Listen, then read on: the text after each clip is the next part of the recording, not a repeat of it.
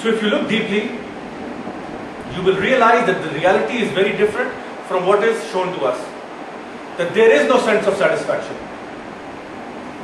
Sometimes you may find that a person might string enough happy moments to make it look like their life is happy. One moment after the other moment. They might stack it up in a way that will give you the illusion that his life is perfect, his life is beautiful. But the reality is different.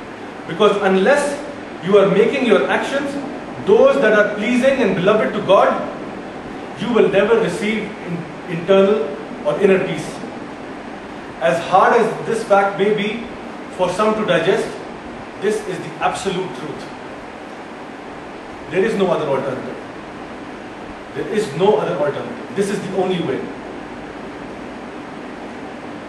Now, in this state of ibadah, when you are submitting to the will of Allah subhanahu wa ta'ala, you could be subjected to the worst conditions and be deprived of even the basic necessities, yet be in total bliss and happiness. You can put two people in the same situation, one will be depressed, one will be happy.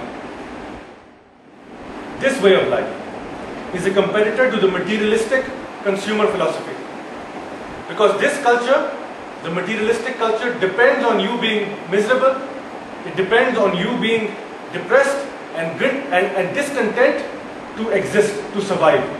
Without this culture cannot exist. It needs you to be depressed. And they have the money to market and brand themselves. And most people would fall for it. They tell you that these trinkets, these little items will make you happy. They will make you satisfied. They'll give you purpose for your life. So keep consuming and stay happy. On the other hand, a Mu'min, a Muslim, is one who is happy if he has it or if he doesn't have it. Whether he has something material or he doesn't have it, it doesn't make any difference to him. He will thank Allah in both situations. He is not seeking happiness through these things. His source of happiness is something else. His source of happiness is through the worship of Allah. He is not bound by these trinkets to make him happy. So how do you persuade a person like this to consume? This is the question that the intellectuals of this consumer economy are trying to figure out.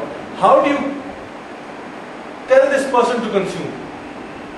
And there comes the huge ideological difference. They've even come up with a new word for it. It's called retail therapy. That if you are sad, don't worry. Shop till you drop. That'll cheer you up. Buy things you don't need. There couldn't be anything more selfish than this. You know, around you, in your own city, in your own town, in the whole world, in your country, there are people who are dying and starving and don't have access to basic necessities, yet you are being told to shop till you drop. Buy whatever you can. Indulge in these passions. Indulge in this consumer economy. Consume, consume, consume. You don't need a Gucci or a Versace or an Armani or a Hugo Boss or a Louis Vuitton or a Coco Chanel to make you happy. You don't need a BMW or a Porsche or a Lamborghini or a Maserati to make you happy. You don't need a house by the beach or a house on a hilltop to make you happy. You don't need to dance all night in a club to make you happy. And you don't need to indulge in indecency to make you happy. This is just the illusion. And Alhamdulillah, nowadays you'll also find something positive. You'll find that a lot of celebrities, a lot of famous personalities, or a lot of people who were indulging in this kind of lifestyle are running away from it. They're coming towards Islam. They're accepting Islam. Why? This is a sign for us. The people who have been there, have done that, are telling us this is not good. We are running away from it. Running away from it, not walking away, running away from it. And it is for us to see. Yet we continue to go on the path that they are leaving. They are telling us that they are running away from a house that's on fire. And yet we want to go into that fire, we want to jump into that fire and see for ourselves if it will burn us or not. Some might get away from it if they have the hidayah of Allah subhanahu wa ta'ala. Some might burn. That is the dilemma. Now, if you compare these two lifestyles, the material economy and the Islamic way of life, you will see that there is a constant ideological battle. The intellectual elite, the multinational companies have realized this too, that there is an intellectual divide. They have realized that they are dealing with the people who are not good consumers. So it becomes a threat to the vested interest of a few. Even on a political or a military level, Islam poses a problem. Islam becomes a big problem for these organizations. Because you cannot bribe these people, because wealth does not mean anything to them. You cannot threaten entire countries with economic sanctions, because they are happy either way. They don't care for your economic sanctions. They'll be happy under any circumstance. If you fight them, they are not afraid to die. In fact, they would be happy if it was to die in the way of Allah. They have not attached themselves to this dunya. They know that this dunya is a temporary abode. It is like a traveler stopping by a tree for 2 minutes to sit under the shade. But the journey and the destination is something else. So a true Muslim realizes that this is just a passing phase. My destination is something else. That is why at all times, under whatever circumstances, he is content. Now if you realize and if you think about it, this is a very liberating feeling. That no man controls you. No man can intimidate you. The only one who does control you is Allah subhanahu wa ta'ala. This is freedom. This is freedom. That you are a slave to no one.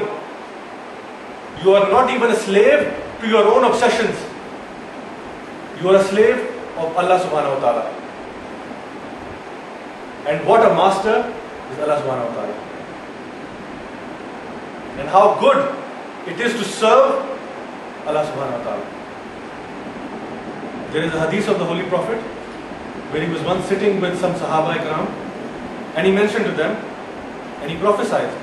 He said, it would so happen that the nations of the world would gather to fight against you, the Muslims, and would invite one another to your resources, just as the hungry invite one another to dining.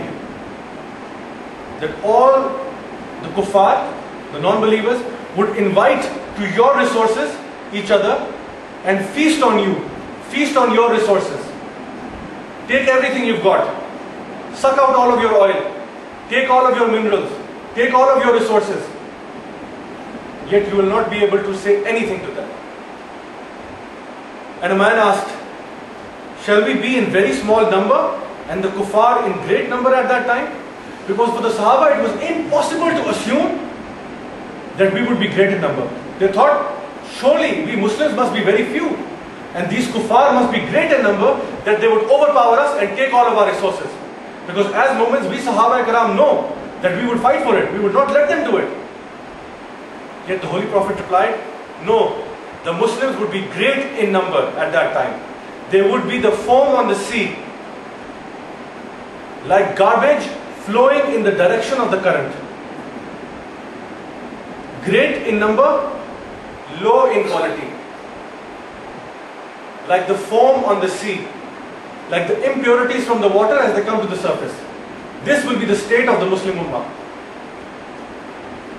Huge numbers will mean nothing because our quality will be worth nothing. It will almost be like garbage. Then he further mentioned that Allah would take away the fear of you from the hearts of your enemies. That is, your enemies will stop fearing you. And your hearts would develop wahan.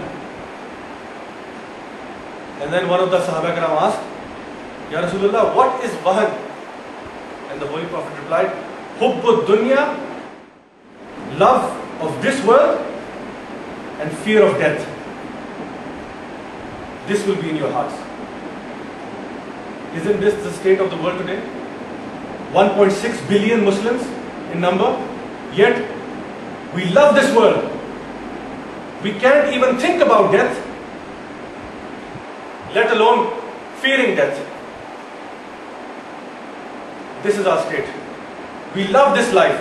Every single thing we want to enjoy, we want to party, we want to have fun. This is it. This is life, this is happiness. Yet we don't realize how the enemies of Islam are eating away at our very core.